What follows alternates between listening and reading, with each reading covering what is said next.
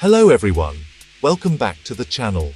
Today we are covering the major cybersecurity incidents that happened in the month of January 2026.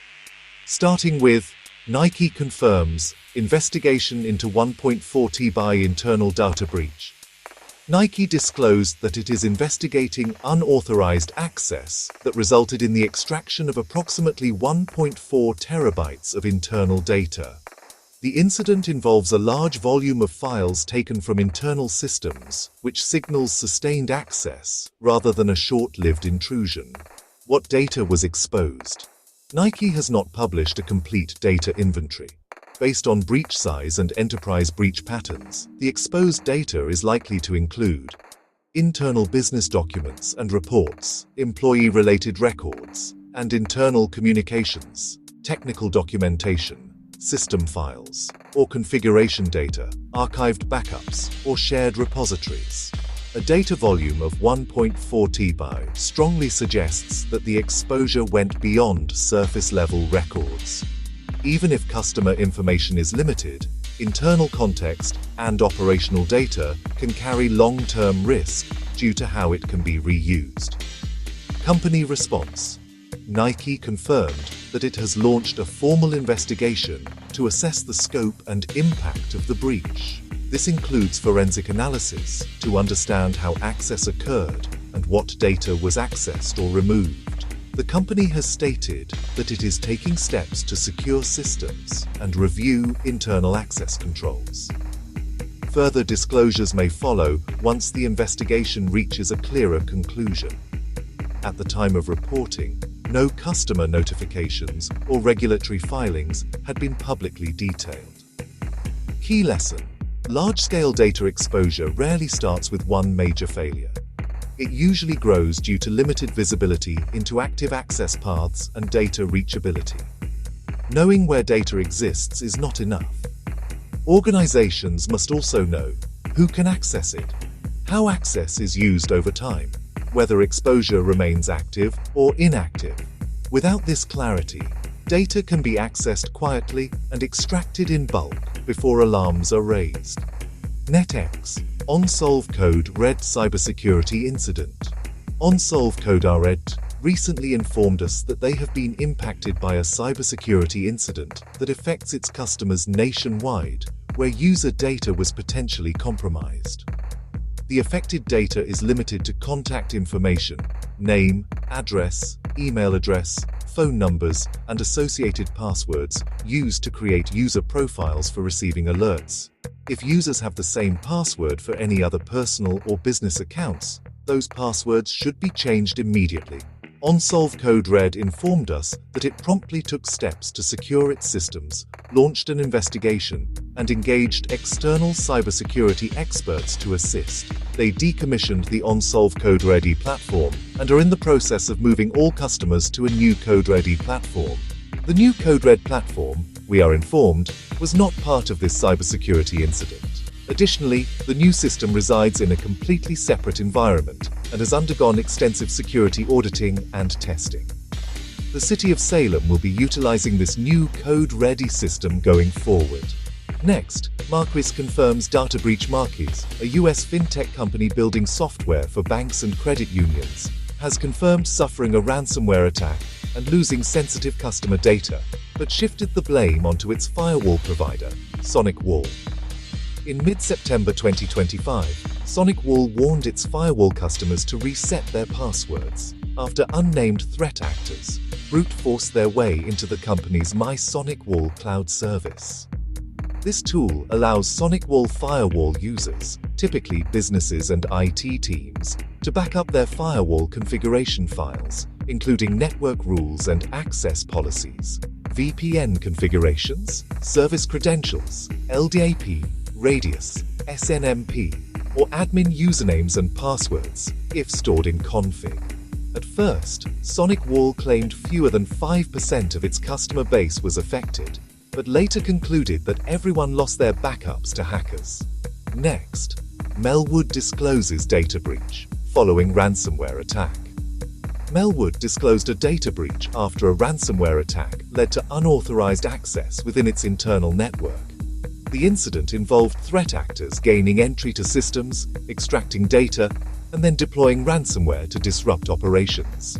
The organization identified suspicious activity and launched an internal investigation with external forensic experts.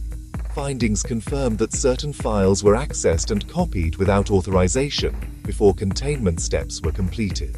This pattern aligns with modern ransomware operations, where data extraction occurs prior to encryption to increase pressure on victims. What data was exposed?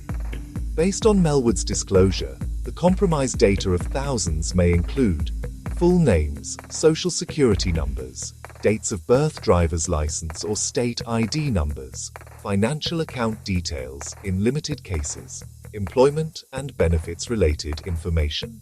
The exact data types varied by individual, depending on their relationship with Melwood, such as employees, program participants, or contractors. Company response. Following confirmation of the incident, Melwood took several actions. Isolated affected systems to stop further unauthorized access, engaged third-party cybersecurity and forensic specialists, notified law enforcement agencies, issued breach notifications to impacted individuals, offered credit monitoring and identity protection services. The organization also stated that it reviewed internal security practices and implemented additional safeguards to reduce future risk. Key lesson. This incident highlights that ransomware groups actively target organizations of all sizes, including non-profits. Key takeaways include: data access often occurs before service disruption becomes visible.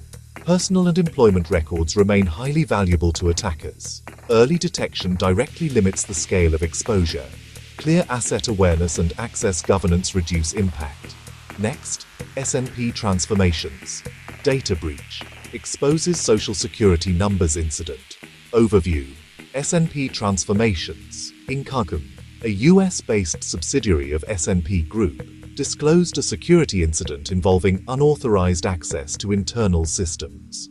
The issue was identified after unusual activity was detected within parts of its network environment. A subsequent investigation confirmed that an external party gained access to files containing personal information. The organization formally notified regulators and impacted individuals after completing an initial review.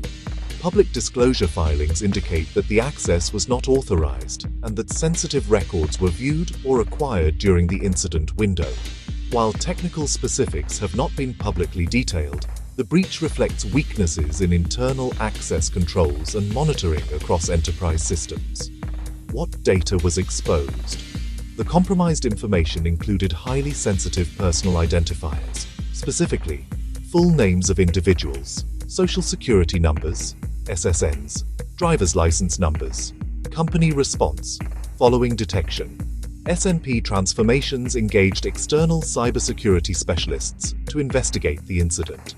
The company reported that affected systems were secured, access points were reviewed, and additional safeguards were implemented.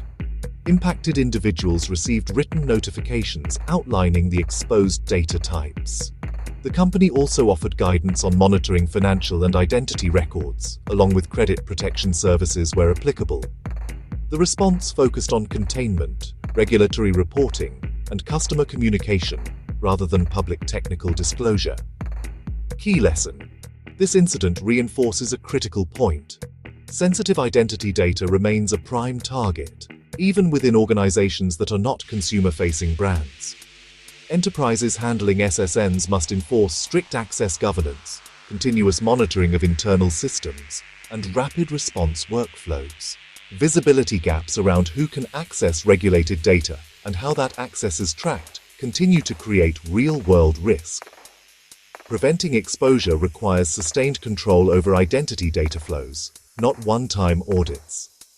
Next, Grubhub data breach, linked to ransom demand in Salesforce-related attack chain incident overview. Grubhub confirmed a data breach after unauthorized access was detected within a third-party customer support environment connected to its internal operations. The incident surfaced as part of a wider campaign where attackers targeted companies using customer relationship platforms. including environments integrated with Salesforce. What data was exposed?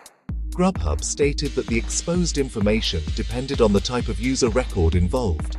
Based on official disclosures, the compromised data included full names, email addresses, phone numbers, partial payment card information, limited to card type and last 4 digits, order-related, and customer support interaction details.